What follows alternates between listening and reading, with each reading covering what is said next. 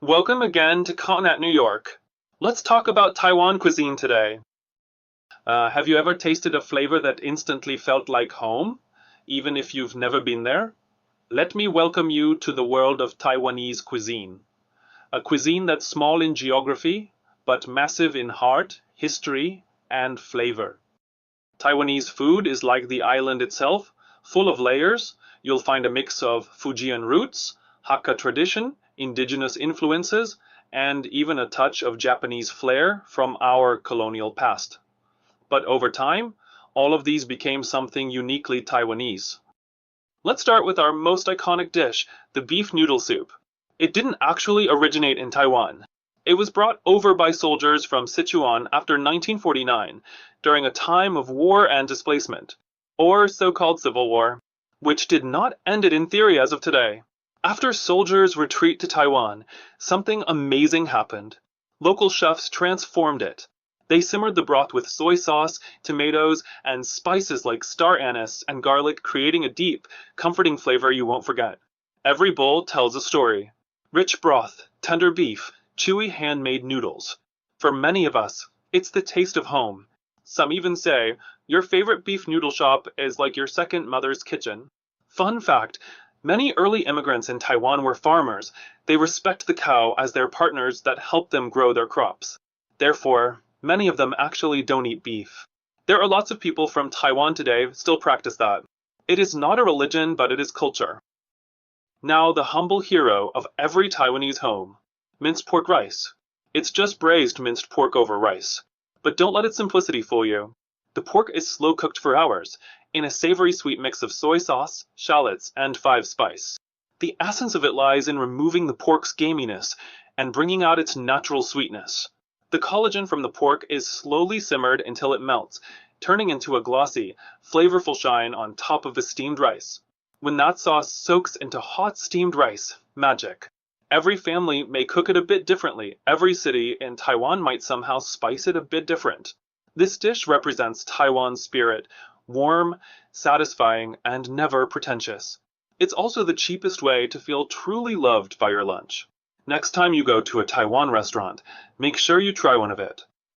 Imagine the sound of sizzling pans and the smell of grilled seafood. This is not Japanese teppanyaki, but something Taiwanese.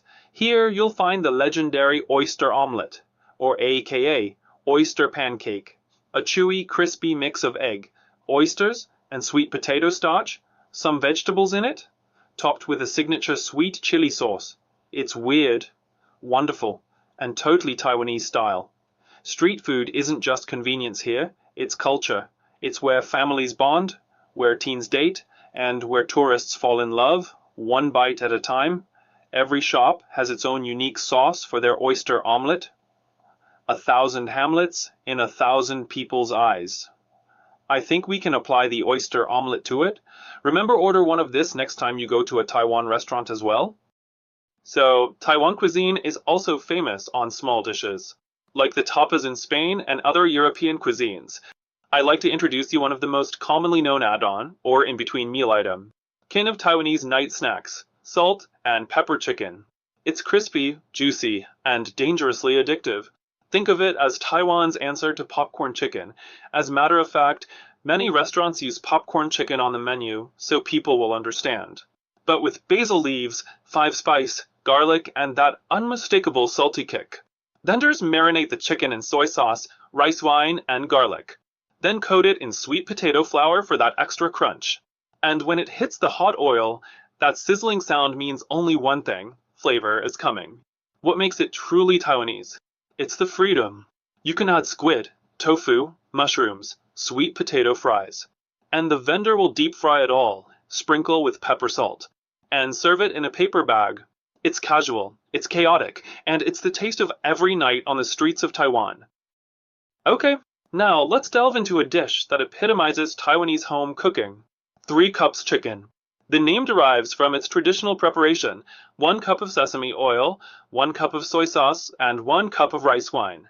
These ingredients are simmered with garlic, ginger, and Thai basil, creating a fragrant and flavorful glaze that coats tender pieces of chicken.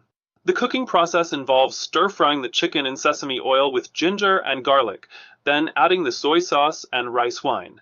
The mixture is simmered until the sauce reduces to a thick, savory glaze. Fresh Thai basil is added at the end, infusing the dish with its distinctive aroma. When all the liquid dried and absorbed into the chicken, it is done. Served sizzling hot, 3 cups chicken is often enjoyed with a bowl of steamed rice, making it a comforting and satisfying meal that resonates with many Taiwanese families. Of course, we can't talk about Taiwan without mentioning our most famous global export, bubble tea. Bubble tea invented in the 1980s. It's now found in every major city around the world. Who invented it? 2 famous tea shops in Taiwan both claim they invented it. First one is Spring Water Hall in Taichung. The second one is Hanlin Tea Room in Tainan. Spring Water Hall says they were the first to serve cold tea with milk in the 1980s, and that an employee added tapioca balls as a creative twist during a staff meeting. That combo instant loved by people. Hanlin Tea Room insists they created it even earlier, using white tapioca pearls inspired by traditional desserts, and later switched to the black pearls we know today. The debate even went to court, but in the end, the judge ruled that bubble tea belongs to everyone because it had become a cultural symbol too big for one to own. So who really invented it? No one knows for sure. But honestly, we're just happy someone did. It's not just a drink sometimes, it's a movement, a lifestyle, a piece of Taiwan in a plastic cup. So next time you take a bite of beef noodle soup, or sip on bubble tea, remember, you're tasting a story, a culture, and a little island with a big flavor. Thanks for watching. Hope you like it, and let me know what you think.